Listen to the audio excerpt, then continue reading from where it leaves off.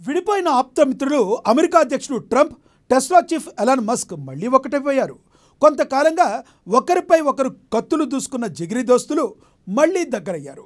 ట్రంప్పై తాను చేసిన తీవ్ర ఆరోపణలకు మస్క్ పశ్చాత్తాపాన్ని వ్యక్తం చేయడంతో వివాదానికి ఫుల్ స్టాప్ పడినట్లయింది. ట్రంప్కు మస్క్ ఫోన్ చేసి సారీ చెప్పడంతో ఇద్దరి మధ్య గొడవ టీ కప్పులో తుఫాన్లా మారింది.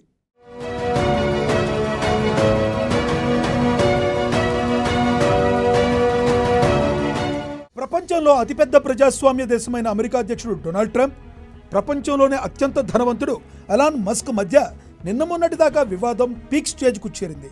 ఢీ అంటే ఢీ అనుకున్నారు. మస్క్ అయితే ట్రంప్ కంటే ఎక్కువ దూకుడు చూపించారు. ఇక దేఖ్లేంగే అంటూ కొత్త రాజకీయ పార్టీకి సన్నాహాలు చేసుకున్నారు. ప్రజాభిప్రాయాన్ని కూడా సేకరించారు.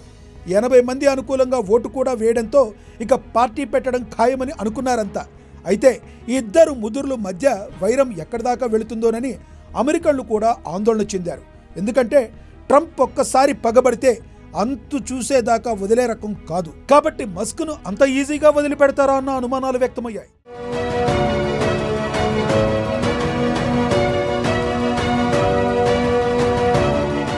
వాస్తవానికి ట్రంప్ మస్క్ మధ్య వైరం మొదలు కాకముందు ఇద్దరు జిగిరి దోస్తులు. అమెరికా అధ్యక్ష ఎన్నికలకు ముందు నుంచి ట్రంప్ గెలుపు కోసం ఎలాన్ మస్క్ డబ్బు నుంచి టెక్నాలజీ వరకు అన్ని విధాలుగా సహాయం అందించారు. ప్రభుత్వం ఏర్పడిన తరువాత కీలకమైన డోస్కు సారథ్యం వహించారు.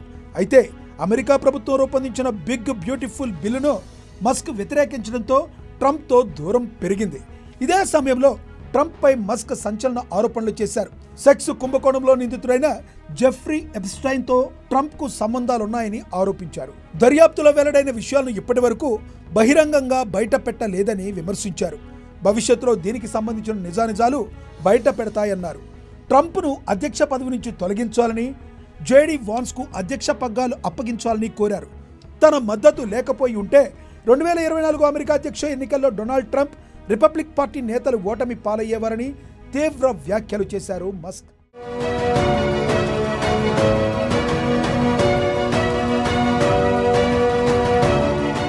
మరోవైపు ఎలాన్ మస్క్ వ్యాఖ్యలకు అదే స్థాయిలో ట్రంప్ కౌంటర్ ఇచ్చారు. ఎన్నికల్లో విజయం సాధించడానికి మస్క్ సహాయం తీసుకోలేదని తేల్చి చెప్పారు. మస్క్ లేకుండానే పెన్సిల్వేనియాలో తాను గెలిచేవాడిని అన్నారు. అంతేకాకుండా మస్క్ వ్యాపారాలకు ఉపయోగపడే ప్రభుత్వ కాంట్రాక్టులకు, రాయితీలకు కోత వేయిస్తానని ట్రంప్ హెచ్చరించారు. దీంతో ఇక సమరమేనని అంతా భావించారు. ఒక్కసారి ట్రంప్తో వైరం మొదలైందంటే అది ఎక్కడిదాకైనా దారి తీయొచ్చు. దానివల్ల ఏం జరుగుతుందోనన్న ఆందోళన వ్యక్తమైంది.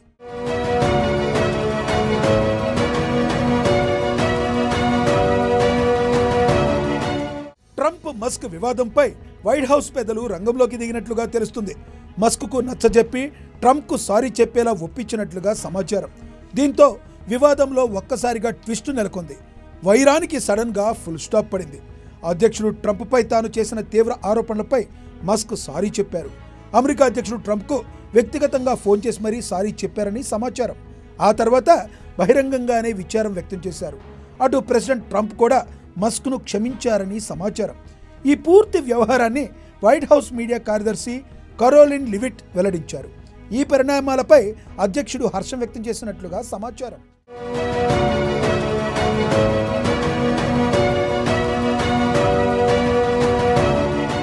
తాజాగా మస్క్ తన ఎక్స్ ఖాతాలో ఓ పోస్ట్ చేశారు. అమెరికా అధ్యక్షుడిపై పెట్టిన పోస్టులపై చింతిస్తున్నానన్నారు. అవి చాలా దూరం వెళ్ళాయంటూ విచారం వ్యక్తం చేశారు. అలాగే ట్రంప్పై తీవ్ర ఆరోపణలు చేస్తూ పెట్టిన పోస్ట్ను మస్క్ తొలగించారు. ఈ పరిణామాలపై వైట్ హౌస్ కార్యదర్శి స్పందించారు. ఎలాన్ మస్క్ క్షమాపణ ప్రకటన ట్రంప్ అంగీకరించారన్నారు. దీన్ని ట్రంప్ అభినందించారని తెలిపారు.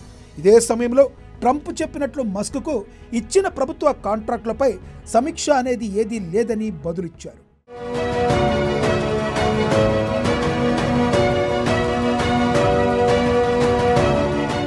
ట్రంప్, ఎలాన్ మస్క్ మధ్య వార్కు ఇక ఎండ్ కార్డు పడినట్లే. మరి డోజ్ అధ్యక్ష బాధ్యతల నుంచి తప్పుకున్న మస్క్ మళ్ళీ ఆ బాధ్యతల్లో కొనసాగుతారా? బిగ్ బ్యూటిఫుల్ బిల్లు మద్దతు ప్రకటిస్తారా అన్నది ఆసక్తికరంగా మారింది.